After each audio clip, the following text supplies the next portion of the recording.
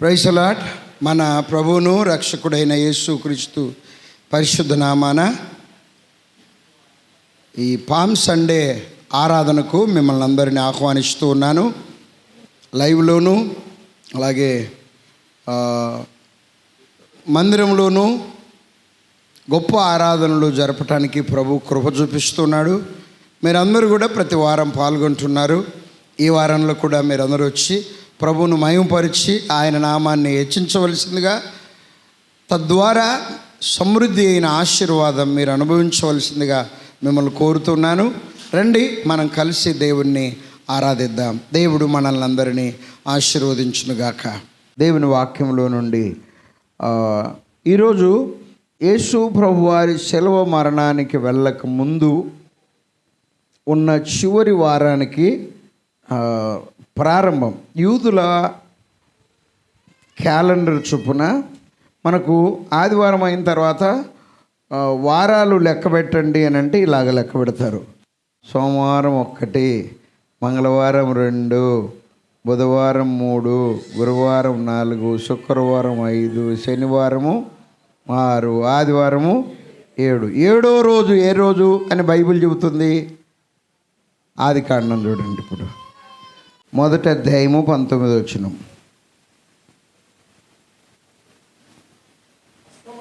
23వ వచనం. తర్వాత 2:3 7వ దినము విశ్రాంతి దినం. యూదులకు 7వ దినం ఏ రోజు అని అంటే శనివారం. అందుకనే శనివారం మిషన్ స్టార్ట్ అయింది. అది శనివారం మిషన్ పరిచర్య అద్భుతంగా ప్రపంచవ్యాప్తంగా ఈరోజు కూడా కొనసాగుతూ ఉంది. క్రైస్తవులకు, ఇప్పుడున్న ఈ తరానికి, క్రైస్తవ సంఘానికి విశ్రాంతి దినము, పునరుత్థాన దినం ఏది అని అంటే యేసు తిరిగి లేచిన రోజు. ఎప్పుడు తిరిగి లేచాడు? యోహాను సువార్త 20వ అధ్యాయం 1వ వచనం. ఆదివారం. ఏ వారము? అది యేసు ప్రభు. ఏం జరిగింది ఆదివారం? ఇంకను చీకటిగా ఉన్నప్పుడు మగ్దలేనే మరియ పెందలకడ సమాధి యొద్దకు వచ్చి సమాధి మీద ఉండిన రాయి తీయబడినట చూచెను. అక్కడ మొదలైంది ఆదివారం. అందుకని మనకు ఆదివారం వచ్చినంతమంది ఆరాధనకు మన సంఘంలో శనివారం రారు. దేవునికి స్తోత్రం. శనివారం సంఘంలో శనివారం వచ్చినంత మంది ఉండదు ఆదివారం. మనకెట్టుండదు, వాళ్ళకు ఉండదు. సో యూదుల పద్ధతి శనివారంతో అయిద్ది. 7వ రోజు వారికి శనివారం విశ్రాంతి దినం కనుక ఏ పని చేయకుండా దేవుణ్ణి ఆరాధించేందుకు వారు ఇష్టపడ్డారు. ఆదివారం క్రైస్తవులకు పునరుత్థాన పండుగ జరిగింది. తిరిగి లేచిన రోజు ఆదివారం కనుక అప్పటి నుండి మొదలైంది. సంఖ్యలో మార్పు రావటం మొదలైంది. ఆ కారణం చేత యూదుల పద్ధతి చొప్పున ఈ వారాన్ని, ఇది మట్టలాదివారం మొదలుకొని మరలా ఈస్టర్ సండే వరకు ఉన్న వారాన్ని ఏమన్నారు అని అంటే పరిశుద్ధ వారం, హోలీ వీక్ అన్నారు. ప్రతిరోజు ఒక్కొక్క కార్యం చేసినట్లుగా బైబిల్లో ఆ విషయాలన్నీ గ్రంథస్థము చేయబడ్డాయి. అయితే మనం అవన్నీ చేయట్లేదు కదా, ఇప్పుడు ఎందుకు ఆ వరుసలోనికి అని అంటే జస్ట్ జ్ఞాపకం చేసుకోనికి, బైబిల్లో ఉన్న విషయాన్ని మనం గుర్తు చేసుకోనికి వస్తున్నాం. గుర్తు చేసుకుంటూ మరి ఆగి వెళ్ళిపోతామంటే నో, ఏదో ఒక దాన్ని పట్టుకొని నేర్చుకొని మనం ముందుకు వెళ్తాం. దాని కొరకై 3 లేఖన భాగాల్లో ఉన్న వాక్య భాగాన్ని వేదిక మీద ఉన్న ముగ్గురు చదివారు. స్వరూప మత్తయి సువార్త 21వ అధ్యాయంలో ఉన్న విషయాలన్నీ చదివింది. రాబర్ట్ గారు కూడా లేచి యోహాను సువార్తలోనే ఉంది అని మనం గుర్తు చేసి అది కూడా మనం విన్నాం. చివరికి అమ్మగారు చదివి కొన్ని మాటలు మన ముందు పంచుకున్నారు. వీటన్నిటిని బట్టి శబ్దం లేకుండా ఒక్కసారి దేవునికి స్తోత్రం చెప్పి కొద్ది నిమిషాల పాటు దేవుని వాక్యాన్ని ధ్యానం చేసుకుందాం. ఆమేన్. హల్లెలూయా, హల్లెలూయా. రండి. యేసు గాడిద మీద ప్రయాణం. ఈరోజు నా వర్తమానం యొక్క టైటిల్ దేని మీద? గాడిద మీద ప్రయాణం. ఆ రోజు వాహనాలలో ఒకటి గాడిద. ఆ రోజు ఆ దినాలలో వాహనాలు ఉండేవి. ఆ వాహనాల్లో ఒకటి గాడిద, గుర్రము, గుర్రాలు, అనకుండా లూ అందాం. ఎందుకనంటే చాలామంది ప్రయాణం చేసేవాళ్ళు కనుక. గాడిదల మీద ప్రయాణము, గుర్రాల మీద ప్రయాణము, ఇంకా ఒంటెల మీద ప్రయాణము, ఇంకా రథాల మీద. అదే కదా, ఇది ఫరో రథాలు ఇజ్రాయేలును తరుముకుంటూ వచ్చాయి. ఇంకా ఏం వాహనాలు ఉండేవి ఇవి కాకుండా? సులభంగా చేసే ప్రయాణము కాలినడక మీద. రాత్రి అదే కదా మనం జ్ఞాపకం చేసుకునేది. ఎన్ని రోజులు ప్రయాణం చేశాడంట? 40 రోజులు. శక్తికి మించిన ప్రయాణము చేశాడు. మనము 19వ అధ్యాయం 5వ వచనంలో మనం చదువుకున్నాం. మొదటి రాజుల గ్రంథం 19వ అధ్యాయం 5వ వచనంలో ఇలాగుంది. ఆ మాట చూడండి. లేచి తిని ఎంత దూరం ప్రయాణం చేశాడు అతడు? 8వ వచనంలో ఉంది చూడండి. 19వ అధ్యాయం మొదటి రాజుల గ్రంథం 8వ వచనం.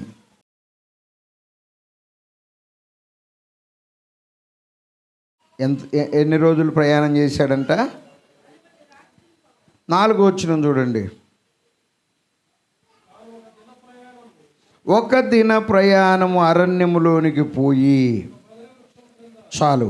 ఒక దిన ప్రయాణము చేసి ఒక చెట్టు కింద కూర్చొని, ఆ చెట్టు పేరే బద్ది వృక్షం, అక్కడ కూర్చొని నాకు ఇంత మట్టుకు చాలు అనే ప్రార్థన చేసుకున్నాడు. అప్పుడు దేవుడు అన్నాడు కదా, వద్దయ్యా ఆ ప్రార్థన వద్దు, నువ్వు కాసేపు నిద్రపో, అలసట తీర్చుకో, తర్వాత నీకు కావలసిన భోజనాన్ని దూతతో పంపిస్తాను అని అనుకొని అవన్నీ పంపిస్తే అవి తిని మళ్ళీ ఏం చేశాడంట? 40 దినాలు ప్రయాణము చేశాడు. ఇక్కడ ఏమి లేదు అని అంటే ఆయన ఏ వాహనం మీద వెళ్ళాడో లేదు. మరి ఏ వాహనం లేకపోతే ఏంటి మన పని అని అంటే ఇప్పట్లాగానే అప్పుడు కూడా ఏంటది? దేవుడిచ్చిన 2 కాళ్ళు. అలాగే ఏలియా ప్రయాణం చేశాడు అని అంట నేను. ఏ ప్రయాణము అని అంటే నడక. ఇప్పుడు చెప్పండి అందరు నాతో పాటు. నడక, ఇంకా గాడిదలు, గుర్రాలు, ఒంటెలు, ఇంకా అయ్యా అస్సలు సిమ్మాను వెనకాల ఎడ్ల బండ్లు, ఎడ్లు ఉండేవి అప్పుడు కదా. ఎడ్ల బండ్లు, రకరకాల ఈ వాహనాలు.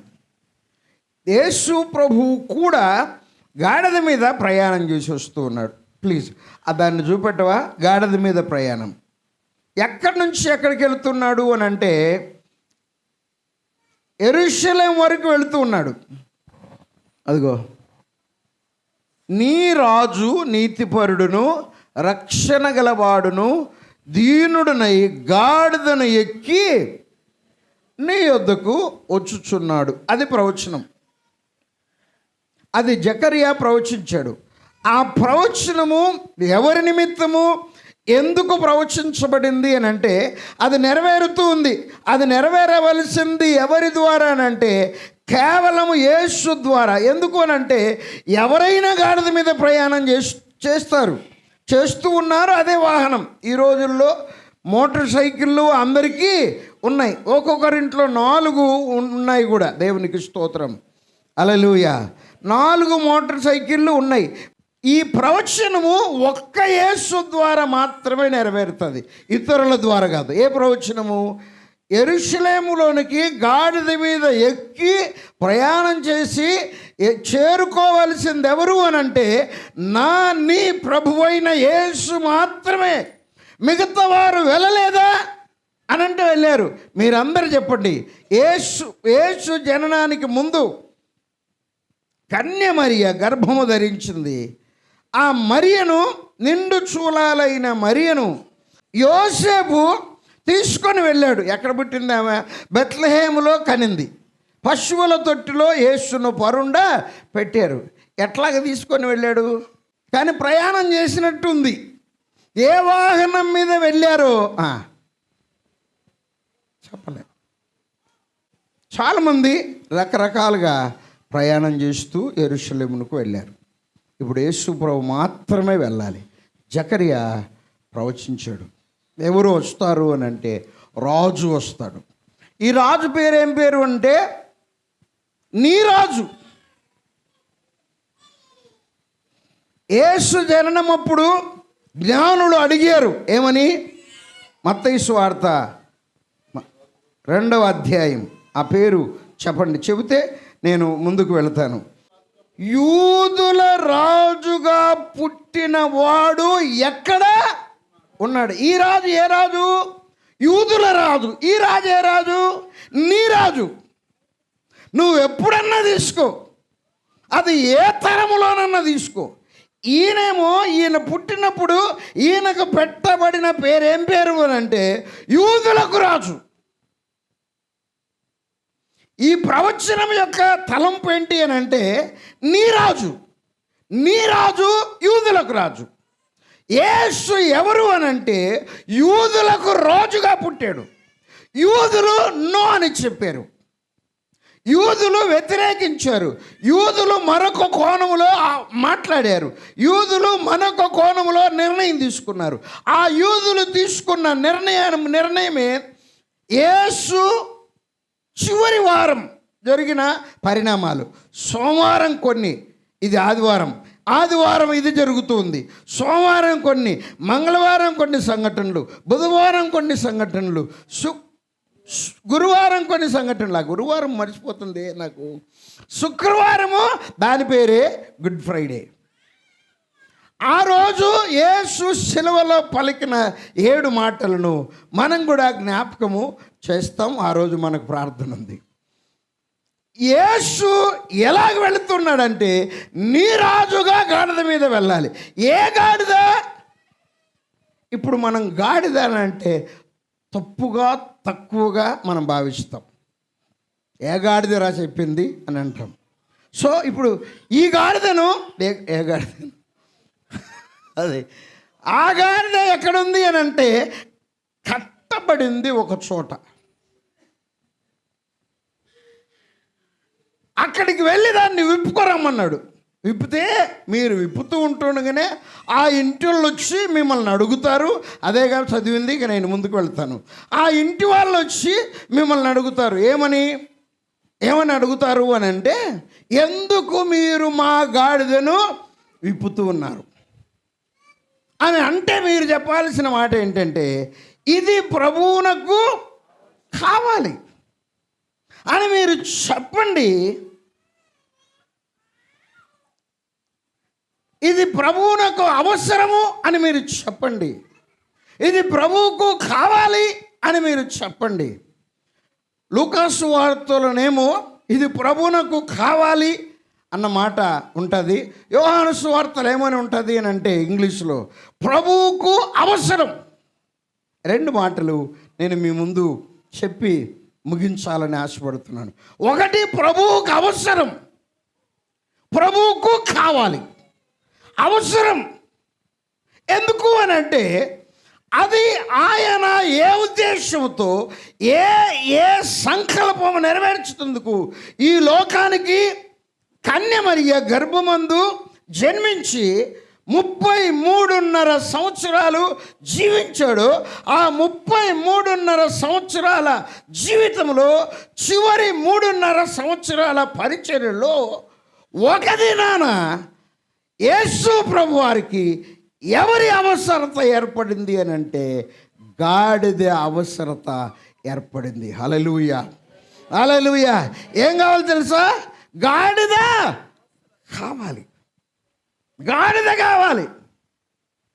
గాడిద అవసరత యేసు ప్రభువుకి వచ్చింది. యేసు ప్రభువు ఒక దినాన తన పరిచర్యలో 1000 మంది కూర్చొని దేవుని వాక్యాన్ని వింటూ ఉన్నారు. ఎన్ని రోజులు విన్నారు అని అంటే 3 రోజులు. 3 రోజులు విన్న ఆ పరిచర్య, ఆ అద్భుతకరమైన పరిచర్య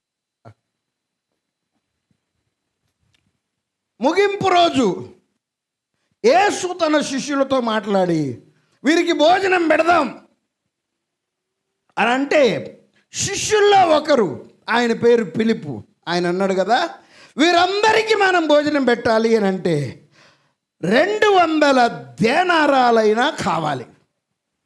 ఒకవేళ ఆ 200 దేనారాలు మన దగ్గర ఉన్న, ఇది అరణ్య ప్రాంతం కనుక వీరికి భోజనం పెట్టేటందుకు ఇక్కడ ఈ 2 రొట్టె దొరకదు, నీళ్ళు దొరకవు అని ఫిలిప్పు చెప్పాడు. కొద్ది నిమిషాలు యేసు ప్రభు వారు ఆ ప్రశ్నకు ఫిలిప్పు చెప్పిన దానికి జవాబు ఇంకా చెప్పకముందే ఆంద్రయ్య పరిగెత్తుకుంటూ వచ్చి, యేసు ఇక్కడ ఒక బావు దగ్గర 5 యవల రొట్టెలు ఉన్నాయి, 2 చిన్న చేపలు ఉన్నాయి అని చెబితే యేసు ప్రభు ఏమన్నాడు అని అంటే, వాటిని నాకు ఇవ్వండి, అవి అవసరం యేసు ప్రభుకు. మేబీ అందులో ఆ గుంపులో నన్ను ఇలాగ వెళ్ళనియండి ఈరోజు, అందులో ఆ గుంపులో ఎవరైనా అనుకొని ఉండొచ్చేమో, బాబు దగ్గరవి తీసుకొని యేసు ప్రభు తినకందుకు అడుగుతున్నాడే అని ఎవరైనా అనుకొని ఉండొచ్చేమో. అనుకున్న వారు ఉండవచ్చేమో. మీ దగ్గర ఎవరన్నా చిన్నపిల్లల దగ్గర చాక్లెట్ ఉందనుకోండి, నేను తీసుకొని జోబులు వేసుకుంటే అందరికీ పాస్టర్ గారు మళ్ళీ వెళ్ళేటప్పుడు ఆ చాక్లెట్ ఇస్తానులే అన్న భావన కలగకపోవచ్చు. కలగదు అని నేను అనట్లేదు, కలగకపోవచ్చు. అసలు పిల్లని చాక్లెట్ తీసుకున్నాడు ఏంది అయ్యగారు అని అనుకోనికి అవకాశము ఉంది. కానీ యేసు 5 రొట్టెలు 2 చేపలను తీసుకున్నాడు. తీసుకున్న తర్వాత ఏమన్నాడు అని అంటే, అందరినీ వరుసగా కూర్చోబెట్టమన్నాడు. ఎంతమంది? ఒక్కొక్క లైన్కు ఎంతమందిని కూర్చోబెట్టమన్నాడు అంటే 100 మందిని. 100 లైన్లు కూర్చోబెడితే 5000 మందికి ఎన్ని లైన్లు కావాలి? దేవుని దేవాలని ఒక్కరు కూడా చదువుకున్న వాళ్ళు లేరు అంటే ఎంది 50 లైన్లట. 50 లైన్లు కూర్చోబెట్టండి. ఈ 50 లైన్లను కూర్చోబెట్టలేక నా సాగు కొత్తంది. ఎందుకు? ఏం జరుగుతుందో తెలియదు. ఎవరికి తెలుసు అని అంటే, తాను ఏమి చెయ్యనయుండెనో ఆయన ఎరిగి ఉండియో అలాగ అడిగను అని దేవుని వాక్యం చెబుతుంది. ఆయనకేం తక్కువ? తర్వాత మాట చెప్పండి, ఇందాక చెప్పింది చెప్పండి, ఒకసారి అనుకోండి కావాలంటే. ఆయనకేం తక్కువ, నేనెందుకు? ఇది ఇస్కరియోతు యూదా. పేతురు ఈ గోలంతా ఏంది? వీళ్ళకు భోజనం పెట్టడం ఎందుకు? చెప్పండి. ఈ బాధలంతా మనకెందుకు? ఈ బ్యాచ్ కూడా స్తోత్రం వాళ్ళల్లో ఉన్నారు.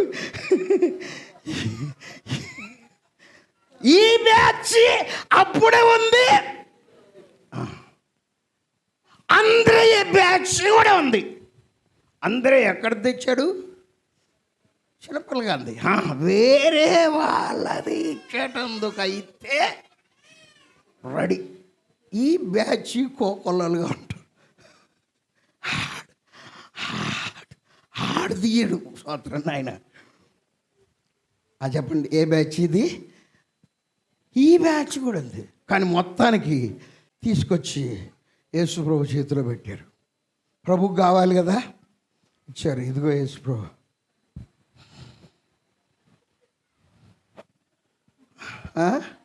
ఎప్పుడంతే నేను ఆమె కూడా పట్టుకొని ఇచ్చిద్దేమనుకున్నా. ఇట్టంటుంది ఈ బ్యాచ్ కూడా. ఏ బ్యాచ్? ఎట్టా ఒకసారి ఎట్టా అదిగో ఈ బ్యాచ్ ఈయన దగ్గర చేతులు చాపాలి. అదే కదా పోయిన వారం మనం నేర్చుకుంది. ఎవరి దగ్గర చేతులు చాపొద్దు? మనిషి దగ్గర చేతులు చాపేవారు కాదు కావలసింది. మనిషి దగ్గర చేతులు చాపకుండా మనిషికి చెయ్యి దించి పెట్టగలిగిన ఆ ప్రజలు కావాలి. అందుకని ప్రభు ఏమంటున్నాడంటే, నాకు కావాలి ఆ గాడిద. ఆ గాడిద మీద నేను కూర్చోవాలి.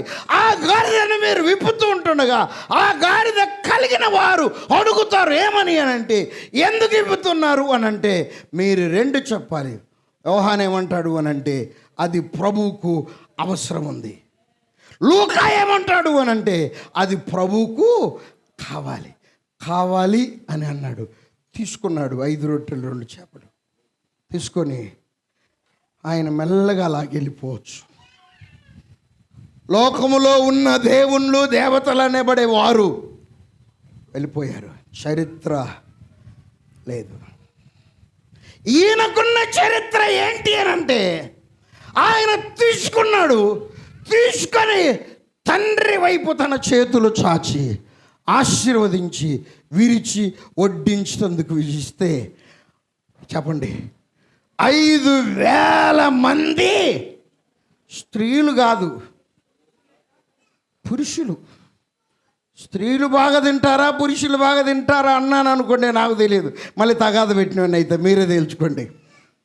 ఎవరు ఒక్క ముద్ద అదనంగా తింటారు అంటే నాకు బాగా తెలుసు. సెంటర్లో సాంబార్ వేసుకొని లటక్కు లటక్కు లటక్కు లటక్కు వేసి ఆ సాంబారు కొంచెం గోంగూర వేయండి.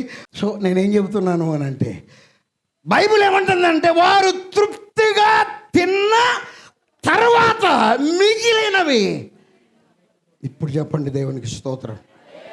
ప్రభు తీసుకుంటే అలాగ చేస్తాడు. ప్రభువుకు అవసరమై ప్రభు పరిచర్యకు ప్రభు నామ మహిమ కొరకై అవసరత ఉంది అని అంటే, ఆ అవసరతలో నీవు నిలబడితే నీ పేరు స్థిరస్థాయిగా ఆయన దగ్గర ఉంటుంది. నీకు కొదువ లేకుండా ఆయన చేయగలిగిన దేవుడు. అది ప్రభువుకు కావాలి. ఏం చేశాడు ఆ ప్రభు గాడిదను? అదిగో ఎక్కి కూర్చొని ఎక్కడికి వచ్చాడు? ఆయన నీతిపరుడు. ఇంకా చూడండి, ఆయన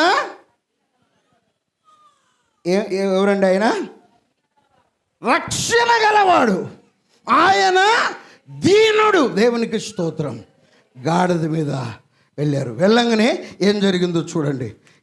ఏం జరిగిందంట? కొంచెం ముందుకు రండి. కొంచెం ముందుకు రండి. ఎక్కడ? లూకాసు వార్తలోకి వెళ్దామా, మత్తయిలోకి వెళ్దామా? వాళ్ళందరూ పరిచారే, అది ఎక్కడండి పరిచింది? 19వ అధ్యాయం లూకాసు వార్త 35వ వచనం. యేసు నొద్దకు దానిని తోలుకొని వచ్చి ఆ గాడిద పిల్ల మీద తమ బట్టలు వేసి యేసును దాని మీద ఎక్కించి, ఇంకా ఆయన వెళ్ళుచుండగా తమ బట్టలు దారి పొడుగున పరిచిరి. ఒలీవ కొండ నుండి దిగువ చోటికి ఆయన సమీపించుచున్నాడని శిష్యుల సమూహమంతయు స్తుతించుచు ప్రభు పేరట వచ్చు. వాడు కాదు ఇక్కడ, రాజు. ఇప్పుడు రాజు అయిపోయాడు ఆయన.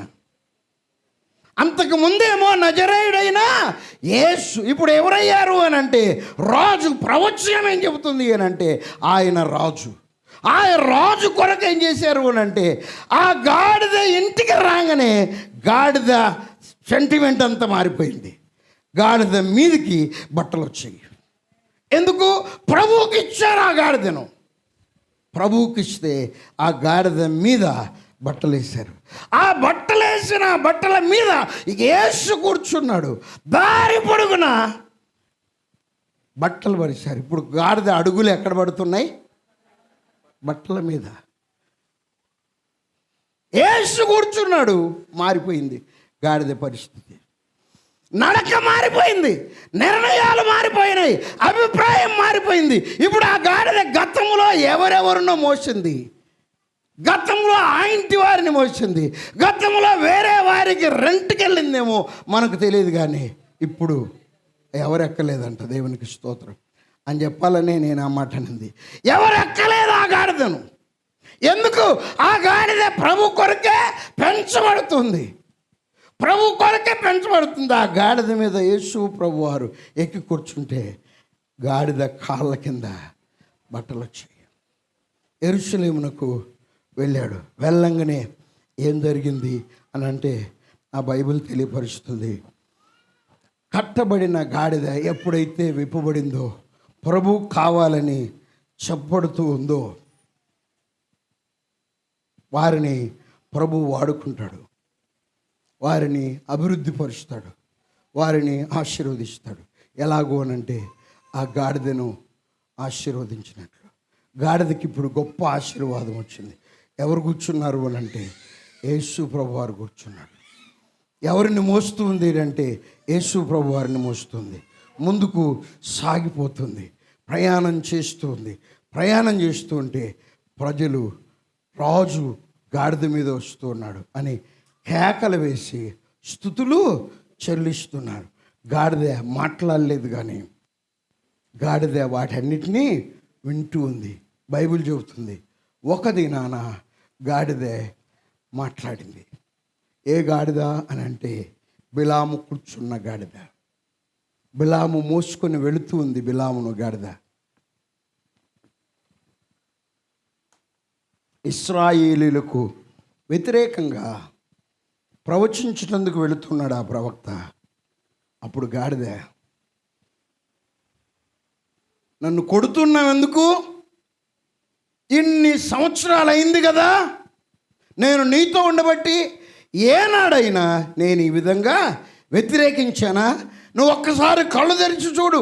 నీ ముందు నా ముందు దూషణ ఖడ్గము చేత పట్టుకొని దేవుని దూత నిలబడి ఉంటుండగా నేను ముందుకు వెళ్ళడము నా వల్ల కాదు అని గాడిద మాట్లాడగా అర్థం చేసుకొని బిలాము సమర్పించుకొని వెనక్కి వచ్చాడు. ఇక్కడ ఒక గాడిద, ఈ గాడిద ప్రత్యేకమైంది. ఈ గాడిద మీద కూర్చున్న యేసుకు ఒక ప్రత్యేకత ఉంది. ఈ గాడిద మీద ఎవరు ఎన్నడూ ప్రయాణము చేయలేదు. ఇది ప్రభు కొరకు కేటాయించబడిన జీవితాన్ని గడుపుతూ ఉంది. ఈ ఉదయకాలము నేను జ్ఞాపకం చేస్తున్న మాట ఏంటి అని అంటే, మన జీవితము ప్రారంభం నుండి ప్రభు కొరకు మనము నాజీరు చేయబడిన వారము కాదు.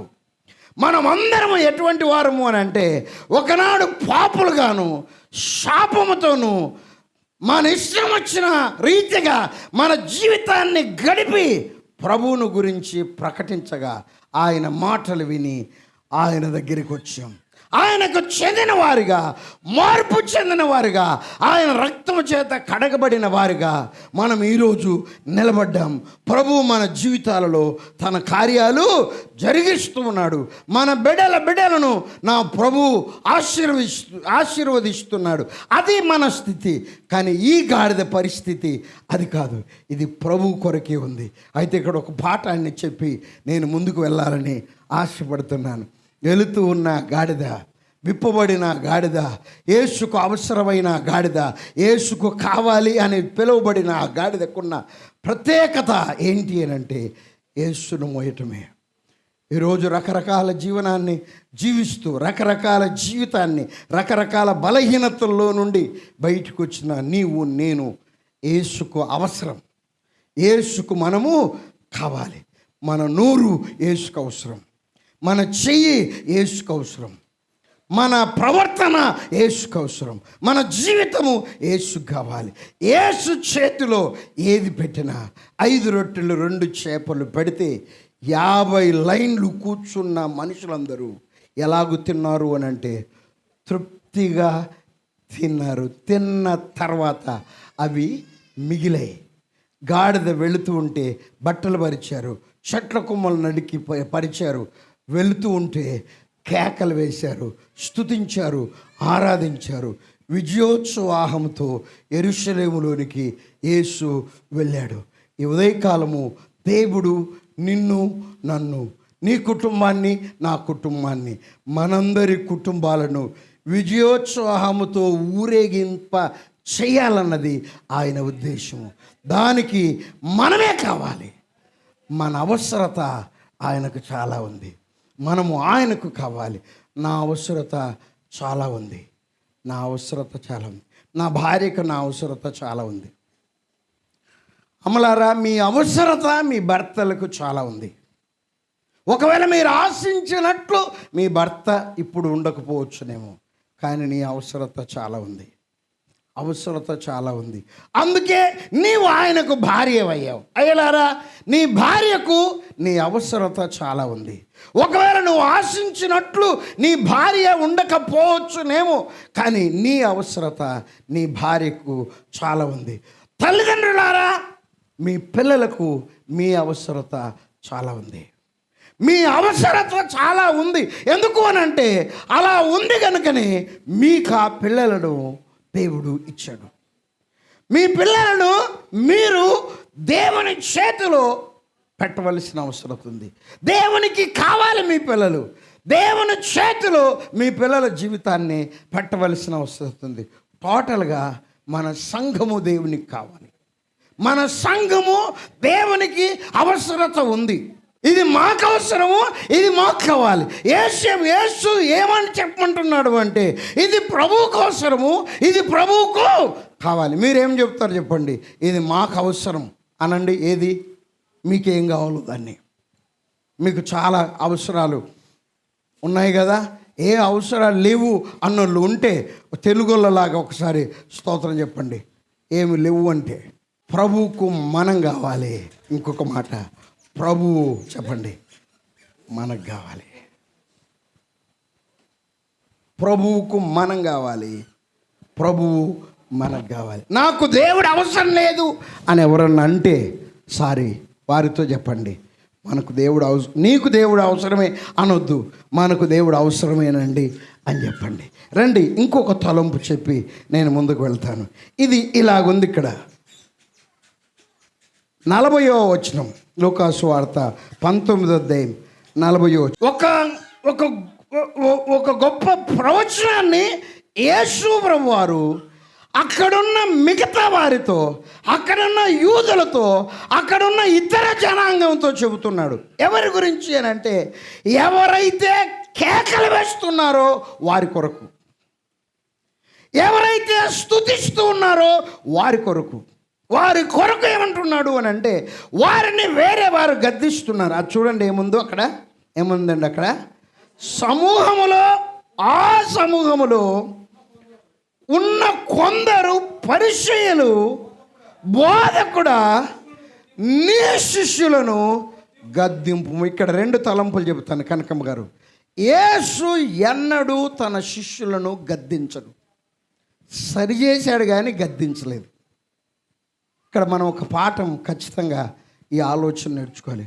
మన పిల్లల్ని ఏం చేయాలి అని అంటే గద్దించాలి, అంతేగాని వారికి తిండి పెట్టకుండా, వారి అవసరాలు తీర్చకుండా ఉండొద్దు. సరి చేయాలి. యేసు తన శిష్యులను గద్దించలేదు, కానీ ఒక సందర్భంలో పేతురును గద్దించాల్సి వచ్చింది. ఏమన్నాడు అంటే, సాతానా నా వెనుకకు. పేతురుకి దిమ్మ తిరిగిపోయింది. నన్నేంది సాతాన్ అంటున్నాడు అని. కానీ తర్వాత పేతురుకి అర్థమైంది, నన్ను కాదు అనింది, నా వెనకాల వాడు పనిచేస్తున్నాడు కదా, వాడిని కదా అనింది అని పేతురుకు, విశ్వాసులమైన మనందరికీ ముందు అర్థం కాదు, లేటుగా అర్థమవుతుంది. అలాగ అర్థమైతేనే విశ్వాసులం అవుతాం. ప్రభువు ఇక్కడ ఒక ప్రవచనాన్ని చెబుతున్నాడు. ఏమని అని అంటే, వీరు మౌనంగా ఉంటే ఎవరు మాట్లాడతారు? Stones can then speak. రాళ్ళు మాట్లాడతాయి. వీరు మౌనంగా ఉంటే రాళ్ళు మాట్లాడతాయి. యూదులు మౌనంగా ఉన్నారు యేసు ప్రభు కొరకు. యూదులు యేసు ప్రభు వారిని సిలువ వేయండి, గజ దొంగ అయిన బరబ్బాను విడుదల చెయ్యండి అని కేకలు వేశారు. ఆ కేకలు నిరర్థకమైపోయాయి. ఈనాడు మన కేకలు జయాన్నిస్తున్నాయి. హల్లెలూయా. మనం రాళ్ళమే. అందుకనే మన కొరకు హెజ్కేలు ప్రవక్త ప్రవచించాడు. ఏమని అని అంటే, మీలోనున్న ఏ గుండె? రాతి గుండె. ఏ గుండె? రాతి గుండె. రాతి గుండెను తీసివేసి ఏ గుండెని ఇస్తాను? మాంసం. ఎలాగైనా వండుకోవచ్చు లేదా వదిలేయచ్చు. మారవచ్చు, మార్చవచ్చు, సరి అవ్వవచ్చు, సరి చేసుకోవచ్చు. మాంసానికి ఉన్న ప్రత్యేకత. నేను ఇస్తాను అని ఆ మాంసపు గుండె మనకిచ్చి ఈనాడు కేకలు వేసే స్థాయి దేవుడు మనకిచ్చాడు.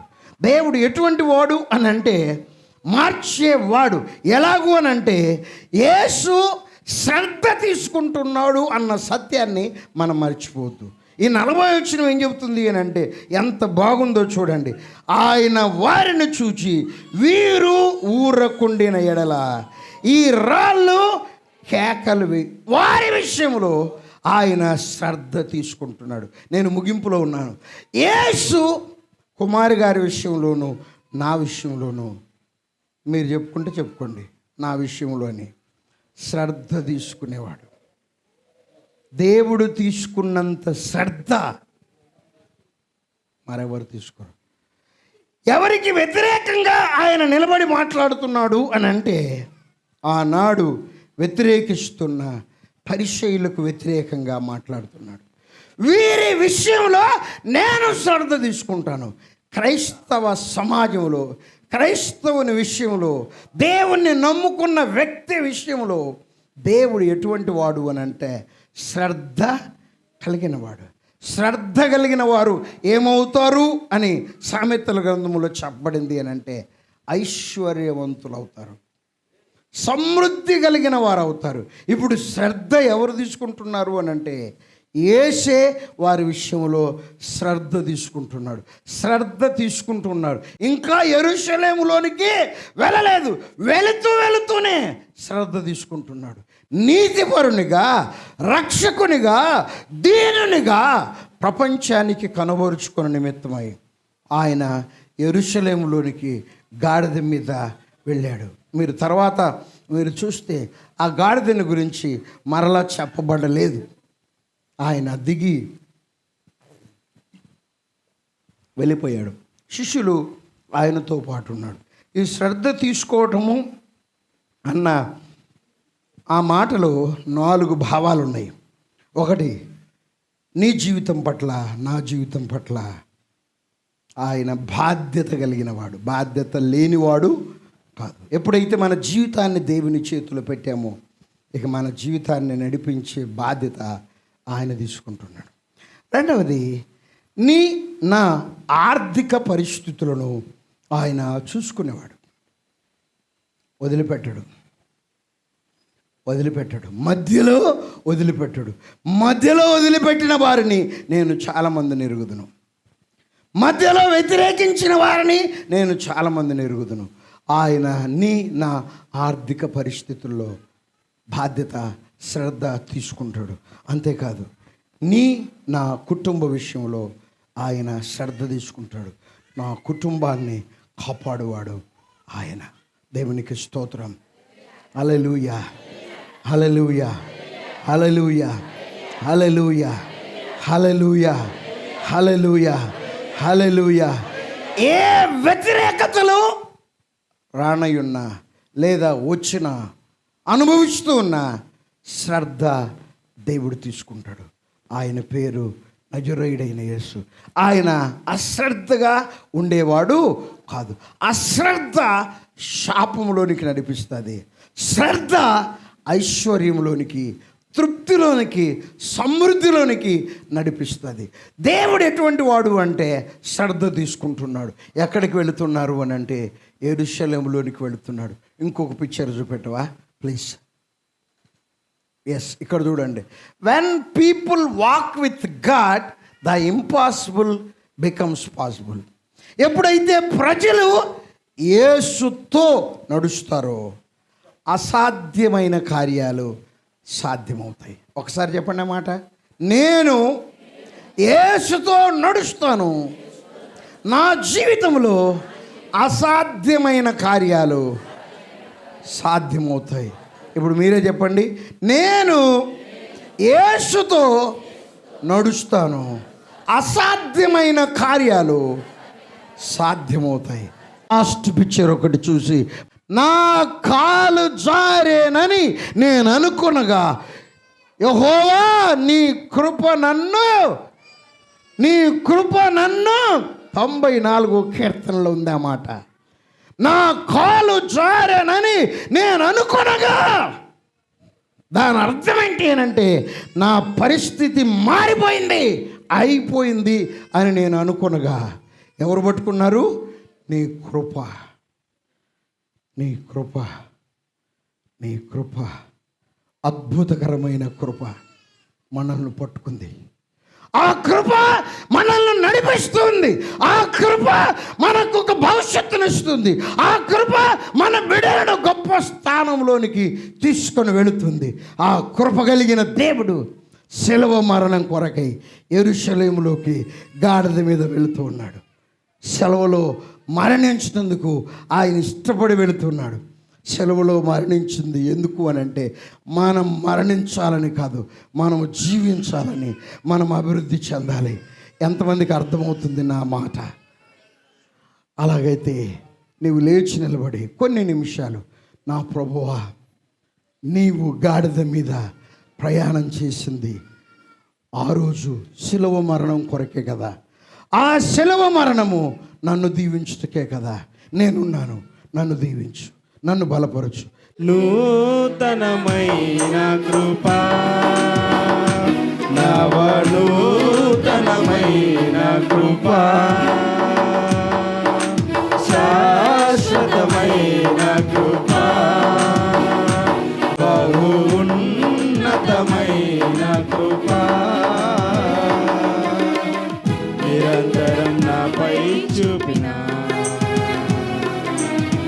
నిత్య తేజుడా యేసయ్యా, నీ వాత్సల్యమే నాపై చూపించిన నీ ప్రేమను వివరించనా, నన్ను నీ కోసమే ఇలా బ్రతికించిన జీవాధిపతి నీవయ్యా, నీ వాత్సల్యమే నాపై చూపించిన నీ ప్రేమను వివరించనా, నన్ను నీ కోసమే ఇలా బ్రతికించిన జీవాధిపతి నీవయ్యా.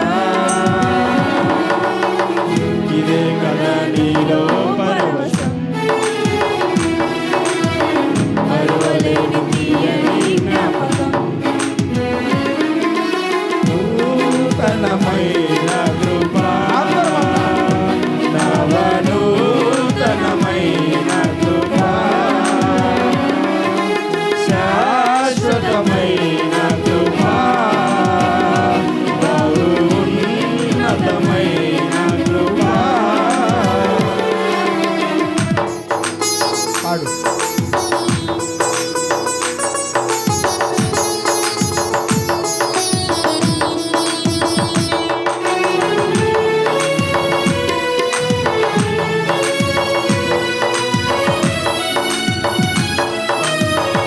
మొదటి చరణాన్ని మాత్రమే పాడుకుందాం.